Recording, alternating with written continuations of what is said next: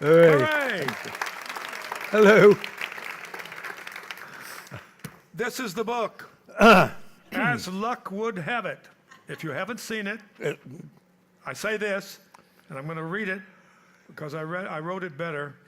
Frank, funny, moving, touching. A book, and I say, these are my words, a book to buy, to own, and to loan. It's the kind of book you want in your library, all right, or somebody else's. All right. There's also something in the book jacket, the blah blah in the book jacket, that says it's a look behind the footlights and underneath the makeup. Yes. I don't know that we want to go there. Well, I don't know about anything else. That's right. There are no footlights anymore. No, absolutely not. And you talked in the book a little bit about having acne when you were young. Oh, yes. And makeup was like a blessing. Absolutely. Yes. We used to. I was very spotty as a child, and I couldn't bear to look at myself. I still find it difficult. But I remember we had a glass-fronted bookcase at home, and I could look in the bookcase and see a sort of outline of myself without actually seeing my skin texture. And I could comb my hair and look at myself and pretend that I had a complexion like Audrey Hepburn or somebody. And I didn't have to see the spots. But then eventually my darling parents, I was very lucky my parents, took me to a doctor in Wimpole Street who put me in front of a machine which darted stuff at my face. And eventually it was cured. But he made a terrible laser surgery. Oh, well, he didn't actually do surgery, but he did this terrible thing. Now, this is a doctor, and I was a teenager. He squeezed the spots. Hey. And then let me go out of the surgery to my adoring parents, and there was I covered in pus and blood. I thought they were going to kill him. Okay, we're going to move on. Yeah. Sir Derek, you are, in fact, a double sir. You're Sir. I'm twice a night. Yes, you are, twice a night. Oh, good. Oh, Oh, you've heard this one before. Oh, good for you. You're the only actor, he's the only actor in the world with Sir Laurence Olivier who was honored with two knighthoods, British and Danish. And my question is, do you keep them under your shirt? What sort of award do you get besides a double? Well, I have to admit, I lost the Danish, and I had to go back with my tail between my legs. Is it a certificate or an award? No, it's a medal. It's a medal. And a ribbon.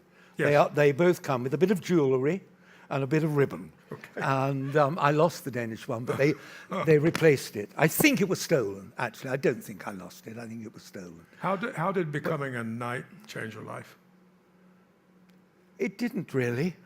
Only insofar as other people's perception of me. I mean, I didn't change, but other people changed slightly. I think when you are knighted, you get a form telling you that you're being considered to be knighted by the Queen, and there's a yes box and a no box.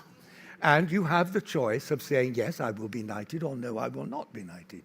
And I thought about it for a good while, because I remember the first time I met Sir Laurence Olivier, and I remember the shirt sticking to my back, and I was so in awe and so frightened.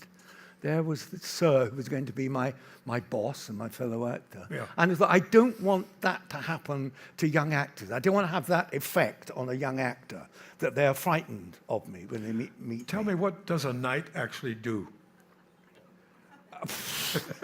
Well, nothing that anybody else doesn't do, really. I mean, you know. But aren't you like an equerry to the Queen or something? You must protect the realm? No, none of that. With your sword? No.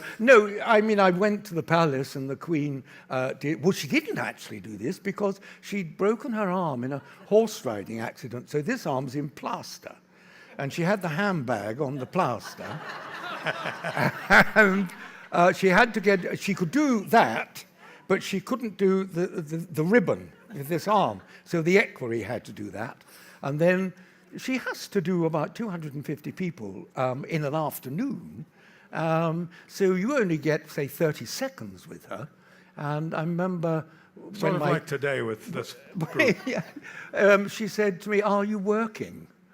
Unfortunately, I was playing Macbeth at the time, so we had a little chat about Scottish kings, and then she does this. Give me your hand. She says, "Thank you so much," and does that, which means you're finished. Off. Yeah. Yeah, sort of like Trump in reverse. Yeah. Oh, yes. Never mind. I didn't say that. All right. You've had a fabled career, a fabulous career. You actually have. I've had a lucky career. Yes, lucky. I call it karma. Yes. But you also say that you're in the book that you're such an unspecial guy who has not suffered in his life terribly, and yet you were insecure about who you are, where you're going, and why and how. So what I would like to know is what changed? How did that change, or did it change? It didn't change. It didn't change.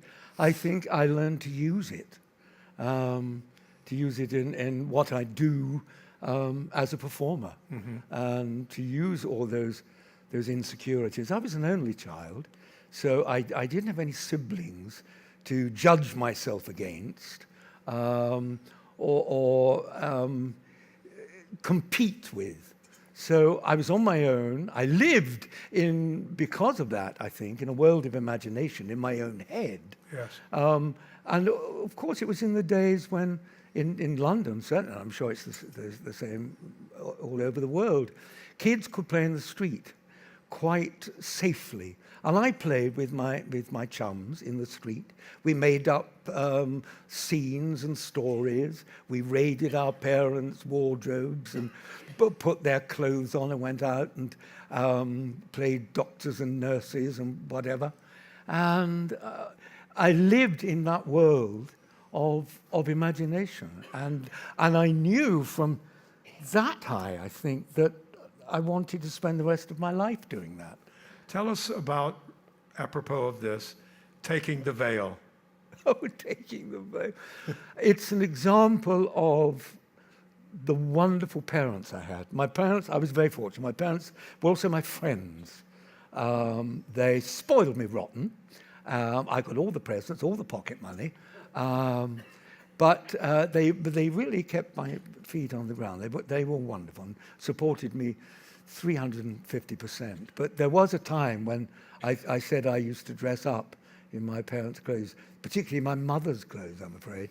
And there was one day when I was rifling through the wardrobe, and I found her wedding veil, which I put on, of course. And I ran down the street to my friends in my mother's wedding veil, which caught on the privet hedges as I was going down. And so when I came back to the house after our games, I presented this wedding veil, torn to shreds. And my darling mother gave me a kiss and said, "Don't do it again." I mean, I suppose she should have slapped me to kingdom come, but she didn't. And it was a mark, actually, of I suppose their love for me and care for me. They were strict, yes. I didn't get away with very much. But they were such full of empathy and sympathy towards me. Because I was an only one, I suppose, and I got all their affection. But I adored them. Do you still miss them? Constantly. I do tell a story about my mum and dad, which is archetypal of them. And that is when I was 21 years old. The big celebration when the one and only is 21. And I was at university, I was at Cambridge at that time, and so I came up to London. They were giving a party, and all my Cambridge friends came up, and all my East London friends were there. And when I arrived at the house on the Saturday, my father said, "Would you go down to the end of the road and get me a packet of cigarettes?" So I went to the tobacconist, and I got him some cigarettes, and I came back. And he said, "Oh, I'm sorry, could you go down and get me an evening paper?" I said, "All right, you could have asked me. All right, I'll go and get an evening paper." So back I went, I got him an evening paper. and came back. And this time, they were both standing in the doorway. And I gave him the evening paper, and he said, did you notice anything when you went to the shop? No, nothing in particular. You didn't notice a car? Well, yeah, I saw several cars. A red one parked just up there. Yes. He said, go and have a look at it. So I went and had a look at it, and on the steering wheel was an enormous silver key and 20 run written on it. And I said, how the hell have you bought me a car for my 21st birthday? And they said, we've put aside 10 shillings a week since the day you were born. I mean, to wait 21 years to see the look on my face, that's my parents. They were my parents. Yeah. They were extraordinary. The book is full of wonderful stories like that. Did the enormous key work? Oh, yes. Yes, I became adult overnight. Yes. That's great. All right, you have played Hamlet 500 times, or give or take. 400. And you played Lear, and you played Prospero, and all of these. Here's the television question. What's the most fun you've ever had on stage in a role? Oh, gosh. I think the first night in New York at the Gershwin Theatre, 1984. We opened two plays, Much Ado About Nothing in the afternoon and Cyrano de Bergerac at night. And I was playing Benedict in Much Ado and Cyrano in Cyrano at night. And at the end of that performance, and we'd been on stage, all of us, kind of all day, the sense of having scaled a mountain and actually got to the top by 10:30 at night, and the reaction of the audience was amazing. And American audiences are far more generous than British audiences in that if they like you, they let you know not only by clapping, but vocally. And they stand up and kind of throw themselves at you.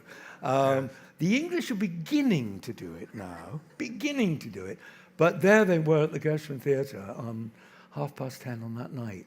And all of us had been performing all day. And I think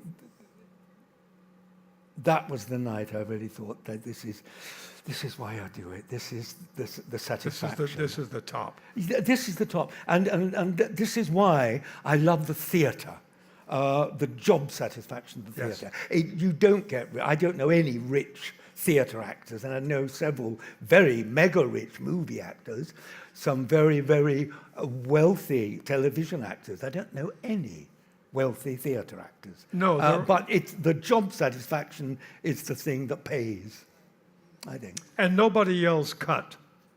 And nobody else? Cut. No. Once you're on stage, you're in charge. You are in charge from there to there. Exactly. You're not edited. Nobody puts any sound behind you.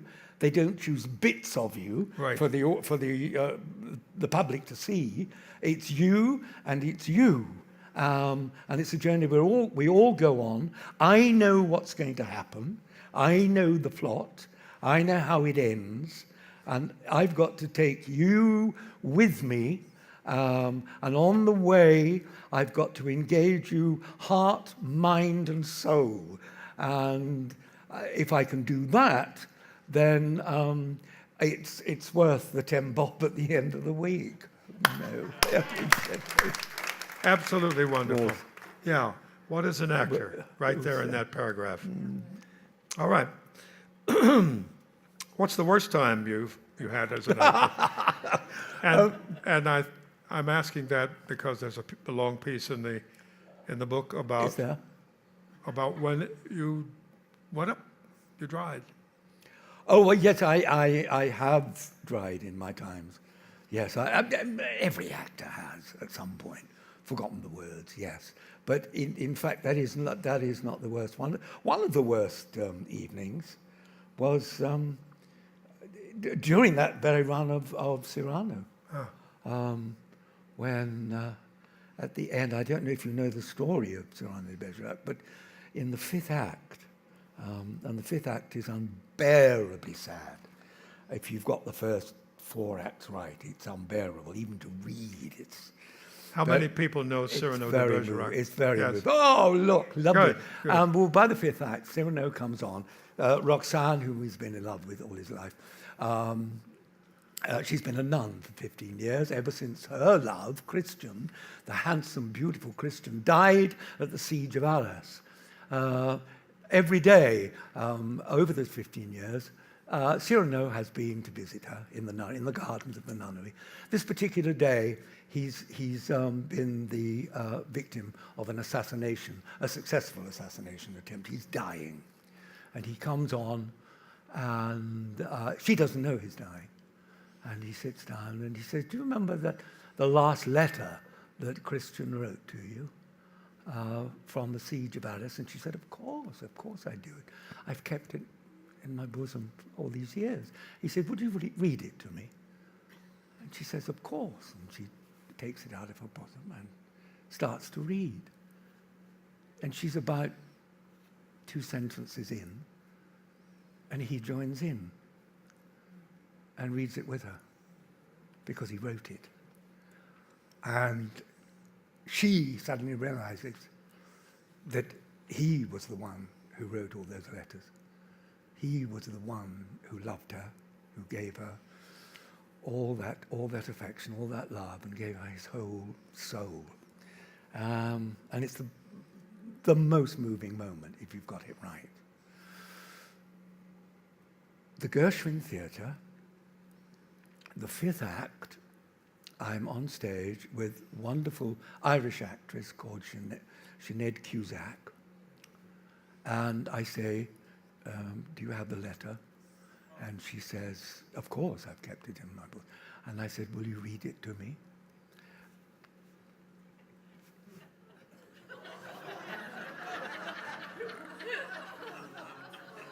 No letter. Sinead doesn't quite know what to do, so she goes off that side to get the letter, which is on the prompt table. It's not on that side, it's on that side. She runs round the back. I'm sitting there, dying. All I can hear at the back is this Irish girl saying, "Where's the fucking letter? Where's the fucking letter?" Eventually, she gets round to that side. She gets the fucking letter. And she brings it on. And she's in such a state. She's wonderful. And she does. I'm sitting there rigid with nerves and anxiety and a little touch of anger. And so we finish the show. We get into the wing. She says, "Darling, I'm so sorry." I said, don't worry. It's one of those things. Get to the dressing room. About 15 minutes later, there's a knock on my dressing room door. In comes Sinead with a visitor who's come to see her. And she says to the visitor, "Tell him." And the visitor is a very famous method actress called Shelley Winters. And Shelley Winters comes in and says, that moment was, for her, the high point of the whole performance. She said, of course, she's a nun. She wouldn't do that in front of you. She'd go off to somewhere and she'd get the letter. I could have killed her. That was one of the worst moments. And you went up. The what? Did you dry up? No, I didn't. No, I didn't. I didn't dry on that That was occasion. just the worst moment. That was the worst, because I just felt vulnerable. There was nothing I could do. Nothing you could do. While this lady was rampaging around the back. And usually the audience doesn't notice anything, but Shelley did. Oh, Shelley got it. Yes. Yeah. There's a wonderful moment when you had dinner with Richard Burton. Oh, yes. Yes, that was I that think that you was were a doing highlight. Hamlet. I was playing And he had- Hamlet at the And he Old had Vic. come to see it. Yes. And he had come to see it before. Yeah, he'd I'd done a couple of days on a film that he was starring in. It was called The Medusa Touch. And I found myself sitting in a canvas chair next to him on the film set one day, and he said, are you doing anything else apart from these couple of days on the film? And I said, yes, I'm about to play Hamlet at the Old Vic. And he said, really, I'll come and see you. And he did. And he dropped a note saying that he was out front. Could he come round after the show? So we did the show. He came round. He said all the right things. And he'd had a wonderful evening. And he said, would you like to come out to dinner? So I said, yes, I'd love to. He said, can I stay with you while you get yourself together and we'll go out together? Fine. So we were walking backstage out towards the stage door. And he said, do you mind if we go and stand on the stage? I said, no. So there I was, standing on the stage of the Old Vic with one of my heroes, Richard Burton, who I had seen play Hamlet when I was a teenager from up in the gods at the Vic. And there I was standing on stage with him having just seen me play Hamlet. And he was very generous, very generous. At one point he said, when I played Hamlet, one night Winston Churchill came to see it, and he sat in the front row. And I said, well, that's wonderful. But he said, it wasn't that wonderful, he said, because when I started to be or not to be, the old bugger started saying it with me. Out loud. So, but then we went out, and the wonderful thing was that he just wanted to talk about theatre and Shakespeare. He didn't want to talk about movies or Elizabeth Taylor or the bazaars of movie Hollywood. He wanted to talk about theatre, and particularly Shakespeare. And there was a touching moment when he was just standing on the stage. Yes, I mean, he kind of reverted all those years back to when he was starring, and it was in the 50s. I remember going to see him as a schoolboy, playing Caliban and Henry V and Hamlet, and wonderful. You reported that he said something like, it's been 18 years since I stood on a stage. Yes. And he just wanted to stand there. Yes. And take it in and be on the stage, which is where actors get all of their juice from. Yeah. And it's one of the when he was marks of an actor. Yes, when he was a young man, I said I saw him as a schoolboy. He was a god on that stage. He had everything. He had a sensational voice, a wonderful look. He looked classical. He looked gorgeous. He sounded gorgeous, and he could spin Shakespeare. He had that Welsh lilt, and he was everything any aspiring classical actor would want to be. I mean, he was just perfection. He had it all: looks, sound, movement. His body was so expressive. He walked graceful like a god. He was wonderful, wonderful. Tell me about the sword fight in Hamlet with Peter O'Toole. You were playing Laertes. I was playing Laertes, yes, to Peter O'Toole's Hamlet. It was great. We'd had a wonderful time in rehearsals and all that, and Peter had been marvellous in rehearsals, and he'd been on the wagon because part of his contract was that he was a renowned drinker. They all were.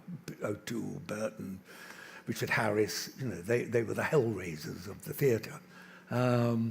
But Sir Laurence was directing the opening production of the National Theatre at the Old Vic, 1963, October 1963. And part of Peter's contract was that he stayed sober, which he did, and we opened. And I remember the big sword fight between Laertes and Hamlet. Peter, in rehearsals, hadn't liked what the the sword guy, Choreographer. the routine he'd Yeah. given, he didn't approve of that. So he said, come up to the rehearsal room and we'll work it out ourselves. So it was very Errol Flynn, it was turning over tables, it was swash and buckle and everything. And he had this thing about, I swipe at your head and you duck, and then I swipe at your feet and you jump. And of course he got it wrong. And I swiped at his head and he jumped. Straight round his face. Fortunately, it was the flat of the sword. So it marked it. It didn't cut him, but it marked him right across his right here. So we both went down to see Sir Laurence and confess what we'd done. And then I was called into Sir Laurence's office and said that you must never, ever touch Peter again with your sword like that, or in any way, because his agent has been in touch. He's going to do a film called Lord Jim when he's finished playing Hamlet. And they've slapped an insurance on him. If you touch him, you will cost us £20,000. So from then on, in the fifth act, I faced Peter across the stage, sword at the ready. He would wink at me, and we go to it. And he'd never stick to the routine. And I did. I cut his finger, I'm afraid. But it was very frightening. And also, we hadn't got the best of reviews when we opened, and Peter had gone a bit back on the juice. So by 5 acts into Hamlet, I don't know, it was that across the stage. I had to fight for my life tonight. One more theater story, which is playing Cassio with Olivier as Othello, Yes. a play which I saw, by the way, in Chichester. Oh, yes. Yes. I flew from New York We to started see at it and went Chichester. right back. Yes. Yes. Yes, that was the first week. But yeah, that's right. Yes, and you were Cassio. And tell us who Cassio is.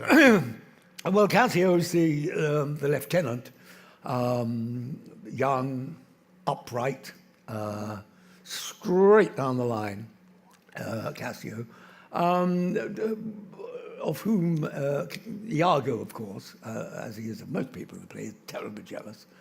And there was one scene. Frank Finlay was playing Iago. Sir Laurence, of course, was Othello, and I was Cassio. And it's called the handkerchief scene. And it's when Othello first begins to doubt Desdemona, and it's the handkerchief that Cassio has given her. And there's this big scene where he leads up to accusing her about the handkerchief, and he exits screaming, "The handkerchief, the handkerchief, the handkerchief." Well, Sir Laurence played Othello barefoot. And so all round backstage, there were slippers for him to slip his feet into in case there were nails or something backstage to protect him. Well, in this particular scene, he came off screaming, and he would come off and either put his hands either on my shoulder or Frank's shoulder to slip his feet into his slippers. This particular night, he came off and he leant on my shoulder as he was putting it. And this particular night, for the first time ever, he'd come off with a huge round of applause, which had never happened before. It was the night when, for me, Sir Laurence Olivier had feet of clay, like every other actor. He was just another actor. A great actor, but still one of us still. Because as he put his feet into the slippers and he was leaning on me, and they just applauded, he said, "Oh, baby, darling, what the fuck can I do for my next exit?" How are we doing on time? So, Q&A? Yes, All questions. right. Yes. I was listening to your story about your childhood, Sir Derek. Yes. It was wonderful. You had great parents. And I'm wondering if you ever mentored younger men or younger actors, and if you had no children. No, no. Have I ever mentored young actors, passed it on? You would have been a great dad. Well, well, the answer, short answer to your question is really no. I've been asked many times to do things called master classes, from which I always shy, because I do not consider myself a master. Perhaps I am, in a sense, master of what I do, but it's what I do. I can't actually tell somebody else how to do it. I don't know. I don't know how they could do it. I know how I do it, but that's no help to them. The only help I could give them is by example. Come and see me at it, and maybe learn that way. But I can't give you. I can understand a singer or a musician giving a master class. I don't actually see an actor giving a masterclass because no actor has mastered it. It's always missing your Just beyond grasp. your reach. You never grasp it. Especially Shakespeare. It's It's- just well, beyond your reach. especially Shakespeare. Yeah. It's so individual, Yes. Shakespeare. And you solve, because it is full of problems, and you solve those problems for yourself. You can give a guidance, I suppose, but in that sense, the answer is no, I haven't. I'm often asked about what would you say to somebody who's thinking of becoming an actor. To which I would say, if you want to be an actor, don't. If you need to be an actor, then do. It's vocational. If you can't live without being an actor, then you've got to be an actor. But if it's something that you fancy, you've got the talent for it. I would like to be an actor. That's not good enough. It's not good enough. You have to need to be an actor. It's got to be a gut thing, fire in the belly, I think. I call it a profane priesthood. A profane priesthood. Perfect. Perfect. Yes. Oh, bless you. Thank you. Well, no, the sad thing is it's over. It's gone. She is a wonderful writer, Sally Wainwright. This is my last tango in Halifax. A great writer. And for me, it was wonderful because I am very rarely cast as kind of Joe Bloggs, ordinary fella. I'm doublet and hose, I'm a king, or I'm posh, I'm Shakespearean, I'm classical, I'm always in costume. And suddenly I was cast as just bloke next door, a Yorkshire bloke next door, which was wonderful. And we loved doing it.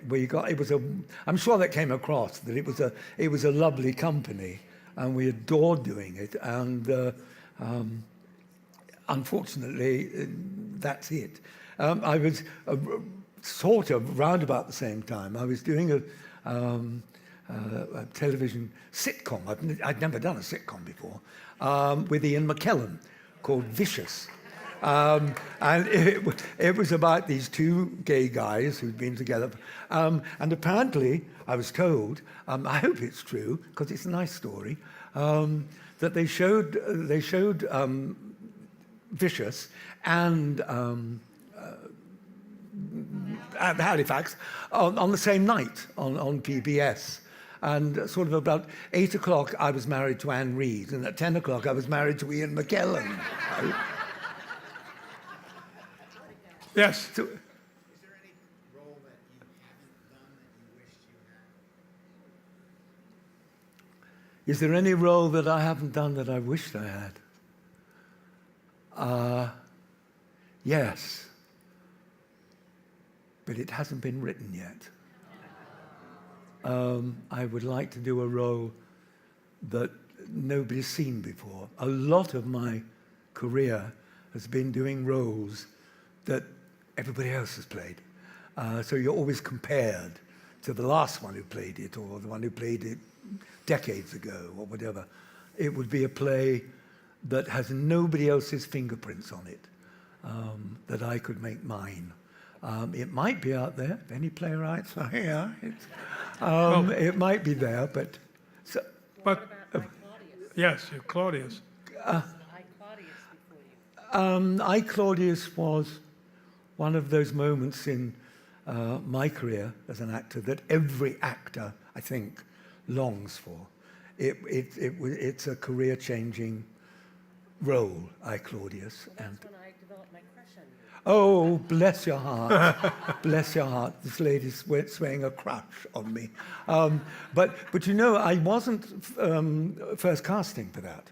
Oh, no, I was way down the barrel, near the bottom of the barrel, because originally there were going to be two Claudii, a young one and an old one. And the old one, which is the bulk of the series, they wanted Charlton Heston.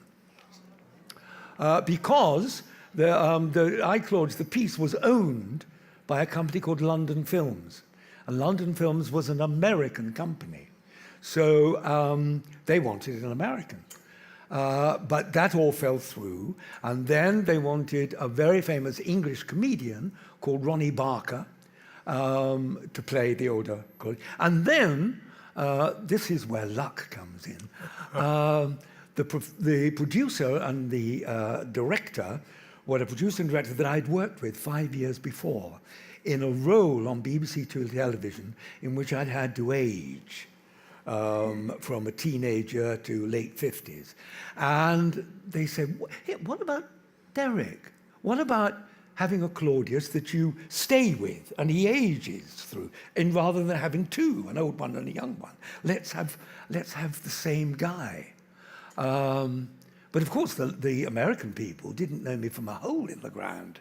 And the best performance, one of the best performances I've ever given, was in an Italian restaurant in Shepherd's Bush in London, when I had to convince the American owner and producers that they could go with me, take a chance on me as Claudius. And I must have said something right that night, because they said, okay, well, we'll take a chance. And Claudius was one of those peaks in an actor's career, because within 2 years, Claudius was 76, 43 years ago. Within 2 years of Claudius, I was on Broadway. I was at then it was called the Anta Theatre on 52nd Street, in a Russian comedy called The Suicide. Can you believe? Any questions? Yes. Yes. A comment. We've just finished watching The Jury. The what? The Jury. Oh, The Jury, yes. Did you enjoy? Yes, I did. That's a long time ago. It was Anthony Sher and me, I think. I'm playing the counsel for the defense, and he was counsel for the prosecution. Yes. Well, the only thing I can remember really about it was I couldn't keep those wretched wigs on. You know, they kept falling back, and they had to pin it on and stick it on. And yes, it was fun. It was great fun. It was a long time ago. You've just seen it. Well, it's nice to think things are still around, isn't it? Netflix. Netflix. You just did something for Netflix playing the Duke of Windsor, yes? In The Yes, Crown. Netflix have a series called The Crown, and they are now on to series 3 and 4, and so all the cast changes. They get older, and I'm just playing the dying Duke of Windsor. I died last week, and I was buried last week, with Geraldine Chaplin playing my Wallis. So that was fun. Who did the Windsor knot ties? Yes, I've done a Windsor knot all my life. Have you? Yes, The double yes. the double roll? Yes, yes. Yes. Yes. Any more? Yes. So, Has the nature of acting or the demands on actors changed a lot in the course of your life? has the nature of the demands of actors changed during my career? No, not particularly. The styles have gone through various gradations. I remember when I first started, my first professional job was in 1960 at the Birmingham Rep. That was still in the days of received pronunciation, when most English actors and actresses spoke terribly, terribly proper, and they all sounded a bit upper class. And when they tried to put on a Cockney accent, it was always done with an upper class accent. So it was never authentic. And then in the 60s, accents hit actors. People like Albert Finney, Tom Courtenay, they could come in and they could sound regional, and it was a big leap to accept a regional accent in a Shakespearean role. Hamlet sounding Yorkshire or something, So that was a change. But and things have gone slightly back now. I mean, now all the worry is that most of our leading actors all come from Eton. They're all, posh upper class boys. So it's changed again. But that's on a superficial level. I think basically, acting has stayed. Acting is what it has always been. It is communication. It is us and you, and a journey we all go. We make you laugh, we make you cry, hopefully at its best. That will never change. That's what you paid your money for, and still do, I'm convinced. I have one request. Oh, we've only got... Yes, we got 2 minutes. 2 minutes. That's 60 seconds, is it? Yeah. No, that's 120 seconds. I was never Oh, good don't at waste math. it, don't waste it. No, don't waste it. Give me an actor's opinion of Brexit. Oh, my God. Oh, my God. Oh, well, if you want to be bored to death, I'll tell you. Well, we've got 2 minutes. But no, I don't think an actor has any particular opinion that is particularly different from Joe Blogg's opinion. But I wish they just get on with it. I think we should stick them all in the Houses of Parliament, close the doors, give them some food and some water, and then wait for the smoke to appear, and let them decide. It's a terrible mess. I mean, Are you in a sense, for you can't. it or against it? Oh, I'm Remain. I think we are Remain. We are European. Absolutely. Oh, absolutely. Yes. Absolutely. Yes. Yes. Yes. Totally agree with that. I think the ideas of conquest and the great British Empire died a long time ago. Was that we're in there with the boys now, surely. Yes. But you really shouldn't ask an actor to be political, because. Oh, that's a popular opinion. That gets me out of a lot. Thank you. I think, unless there's one last very quick question, yes. Do you have any favorite actors or actresses that you'd like to work with and look forward to working with again? You have a minute. Favorite actors and actresses. No, there's no one. There's no one favorite of either sex. I love actors. I adore actors. It's the most wonderful club to belong to, acting. Actors, for me, are the nicest possible people. And I would work with any of them, really. And the one thing about actors, I always say that, an actor can commit murder, but an actor would never embezzle. That's mean. That's a mean crime. And that Actors wouldn't do that. and that's it. Beautiful. a Thank mean you. crime. Thank you.